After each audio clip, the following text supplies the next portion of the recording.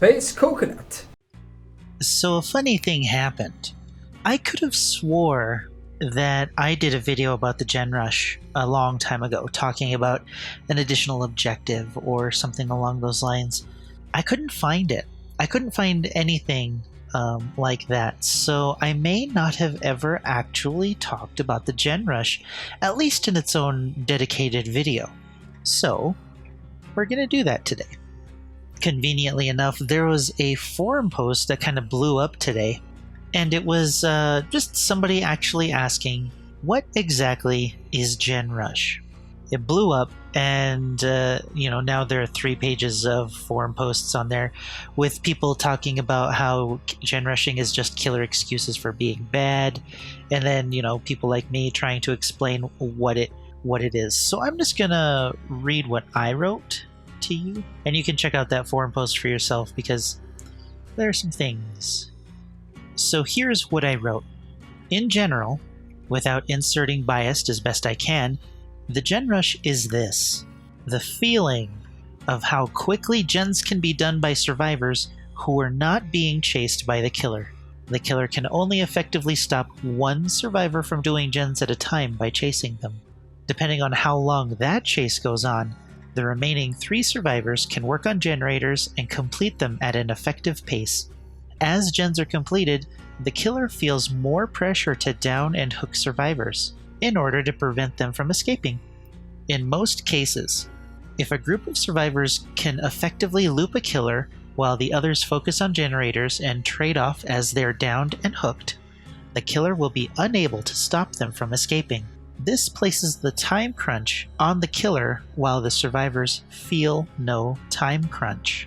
This time crunch is called the Gen Rush, which is also why most survivor mains will tell you it doesn't exist, because they don't feel the time crunch. The ones who do recognize how quickly the match went as they finish the last gen. You can usually see this in somebody's stream saying, "Oh man, we just destroyed this killer." They recognize how quickly it went. There are things that are available to alleviate this pressure, the most popular of which is Ruin. But most players will know how soon the hex is cleansed within the match. Then you'll have other players rattling on about map pressure and letting the survivors do gens, but they're deliberately ignoring the main points about the concern. The survivors only have one objective, and that's to do gens. Because they only have one objective, and there are 4 of them, the killer feels an immense amount of pressure to stop them from doing so. It sounds easy, but depending on the tools that the survivors decide to bring into the match and their skill, and the way the balance is in the game, it can be very difficult for any killer to down a skilled survivor within a reasonable amount of time. This is the Gen Rush. A lot of people will try and suggest, adding another objective or making the survivor's current objective longer, which is really not a good idea.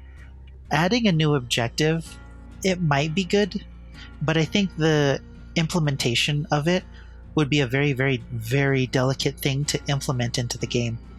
The end game collapse is something that they added to the game, and the way it was implemented was very effective. It didn't mess with the core gameplay, it just tweaked the end of it a bit. Adding a new objective or changing things around might mess up the core of the game too much for the devs to be able to manage. But there is something that needs to be done to address this issue. The problem is, how can you shift that time crunch from the killer to the survivor? How can you make the survivor feel pressure to get out? A lot of people are going to argue that that's the killer's job, but the problem is that the survivors have a lot of tools at their disposal to delay a killer long enough for everybody to do all of the generators. With the number of second chances, the pallets, the loops, and how effective all of those are against a killer, and people just ignore how easy survivors have it. Would appear to have it, I guess I should say. Now, of course, I don't know the solution. That's the problem. That's the problem that we're looking at. I did have an idea a while ago, and I don't know if I ever mentioned it, but once a survivor is at the gate and they're opening the gate, they feel safe as long as they can open the gate in a reasonable amount of time before the killer comes back. They can open the gate immediately and get out the gate. So, and I'm using finger quotes here, as an additional objective, what if the switches weren't next to the gates? What if they spawned randomly throughout the map, just like the hatch does? Maybe they're visible from the beginning, just like the gates are now, but they can only be activated, well, duh. I mean, their locations are random, just like the hatch. They might spawn on a certain wall, or inside one of the cranes, or just anywhere. The survivor has access to see where those switches are. Maybe the killer can only see the gates. This way, they can't really camp the switches. I don't know how that would work. Who could see what? But then the survivor, they finish the last gen, and then they go hunting for the switch, right? They're still in the territory of the killer, and they're still not safe. So, as their last task, they have to go in, the depths of the map to search for the switch if they haven't seen it already, or if they know where it is, and activate the switch. Then the killer can hear that being activated, or any number of things, right? And one of the gates will open. The survivor will have no idea where that gate is or which one opened. Hopefully, the switches, if they spawned that way, would be far enough away to not clue them in. But then the survivor would have to, hopefully, be able to make it away from the killer once the gates are open. I don't know, there are any number of things that could happen, but that's kind of the core idea. The switches to the gates are somewhere on the map. The survivor has to stay on the map and open it, and then escape through the gate, and hopefully make it to the right one. It would make rescues much more interesting. It would extend the end game also. I don't know. It might make the end game harder for survivors if the killer... Well, no. I mean, the hatch is only going to be there if one survivor remains, so I don't know.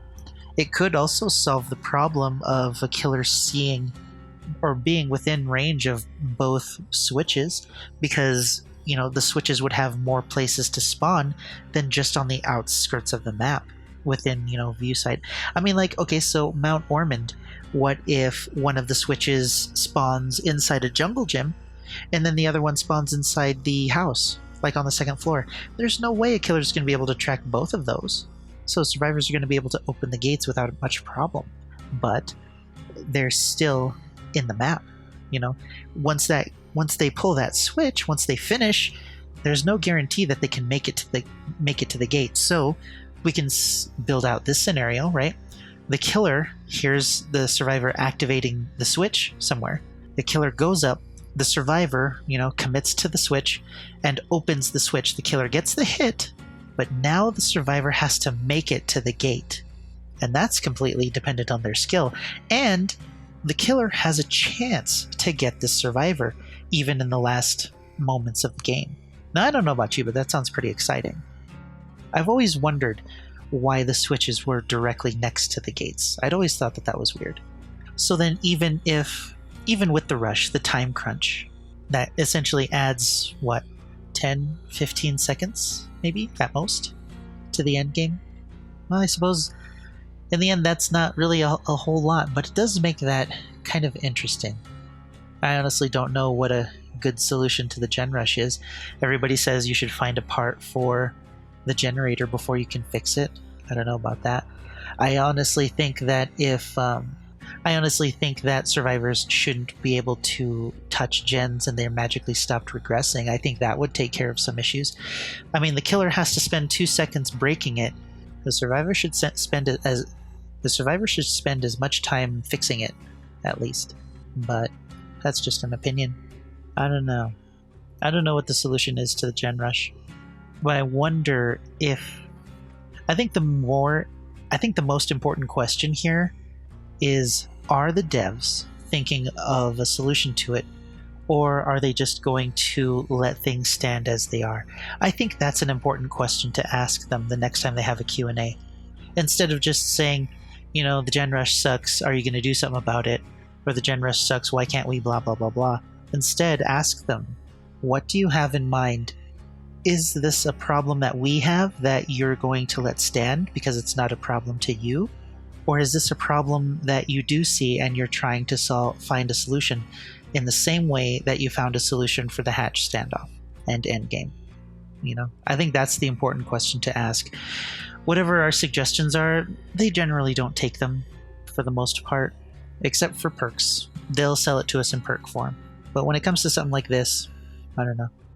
So if you ever get a chance, if you ever they ever ask a question, or they have a Q&A or anything like that, ask them what they have in mind to solve for the Gen Rush, or do they see the Gen Rush as a problem that needs to be solved? Because I think that'll tell us a lot. That'll tell us a lot about what to expect in the future in regards to this. Let me know what you think. I think this was a pretty good one. I write notes for my day and what I'm planning on talking about. So whenever I come up with a thought, I write it down, and I have a lot of thoughts.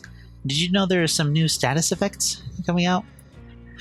Yeah. Hopefully they're just for the killer, because if the survivors get those status effects, they're practically screaming, "Hey, it's this killer. Keep an eye out." Which I guess they should do anyway. I don't know. We'll talk about some stuff. This is going to be a fun weekend. I'll figure out what I'm going to do. In the meantime, I'll see you in the fog.